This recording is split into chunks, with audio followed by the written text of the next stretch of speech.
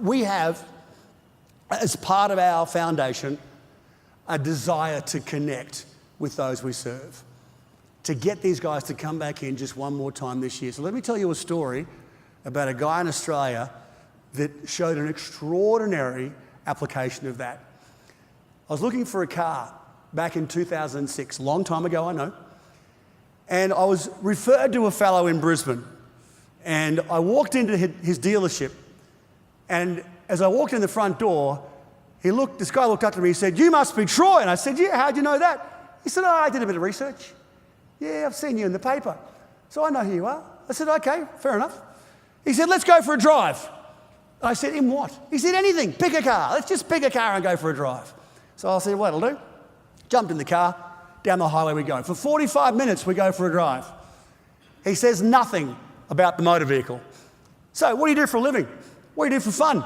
What football team do you follow? How many kids you got? What other sport do you play?" And he's just asking me all these questions about my life and things that are interesting to me. Nothing about the motor vehicle. Now, this is a good pickup for me because I really don't care about cars. I like driving them, but I don't care about what's in them or how they work. It's of no consequence to me. I have popped the hood in my car twice, both times by accident.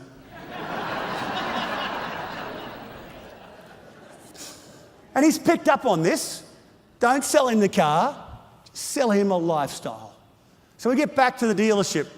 And he said, "Right, what do you think of the car?" I said, "Not quite right for me." He said, "Good, now let me take a brief of what you're looking for and we'll find you a car." 2 hours later, I walk out of the dealership, he sold me a car. And as I walk out, he says, "Troy, before you go, one last question." I said, "What's that, Lewis?" He said, "When would you like the next one?" I said, 2 years. Call me in 2 years. He said, "No worries, Troy, I will." Now, how many guys have sold you a car or a house or a dishwasher or a washing machine or a couch and never, ever called you back? Because it's a long-term sale. It rarely happens, right? They set and forget. I didn't expect to hear from this guy again. 6 weeks later, in the mail, he says, a little note across to me, "I just found this really cool travel agent who does driving tours of Germany. You told me you'd be interested. Here's some information for you." Another 8 weeks later, "Hey, Troy, you told me you like rugby union. I've got tickets to the game on Saturday. If you can't make it, give them to the staff. I'm sending them over to your office right now." 8 weeks later, "Hey, Troy, you told me you had a race car. Hey, I've got a guy who's got this really cool stuff he does with ceramic brakes. I know you don't care. Can I send it to your technician?" I said, "Yeah, here's his number." Every 6 to 8 weeks, something would arrive about my life and my lifestyle. And you know why? It's because he understood my journey. He understood where I was going in life. That's how he connected. That's true connection.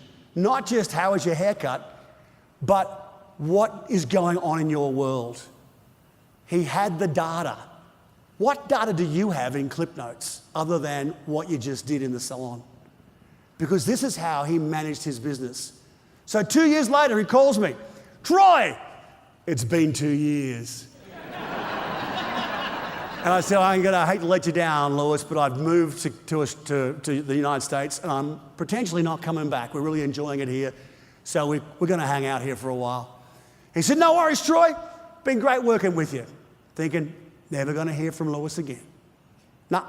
6 weeks later, email arrives. "Hey, Troy, you wouldn't have seen this because it was in the local paper, but here's what's going on with your old business that you sold." Little clip in the paper. "Wow, that's pretty cool. Thanks, Lewis." 8 weeks later, "Hey, Troy, did you notice this? In your old neighborhood, they're putting up this big 10-story building. Thought you'd be interested in that." This went on and on for 2 more years. And I'm thinking, I don't love it because it's interesting to me. So I'm driving past his dealership in 2010. I said to my friend, "I've got to go inside." And I walked inside and there's Lewis. He said, "You're back!" And I said, "No, I'm not, mate. I'm really sorry." He said, "That's okay." He said, "No, nice talking to you, mate. What's going on in your world, blah, blah, blah, blah, blah." And I said, "Great, mate, but what's going on in your world?" I said, "I love the stuff you send me, but I've got to ask, why?" He said, "You're one of my best customers." And I said, "You sold me one car." And he said, "Yeah, but I've sold $1.4 million worth of cars to your friends."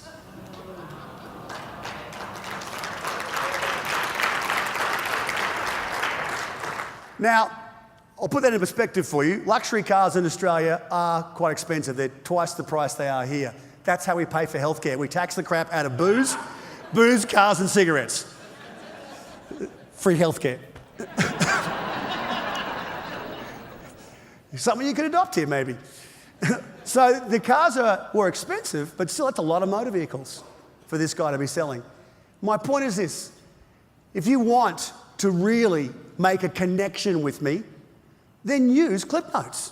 Get the data on me, understand my journey, engage me in between the times I'm coming back in the real desire to want to get me back one more time this year.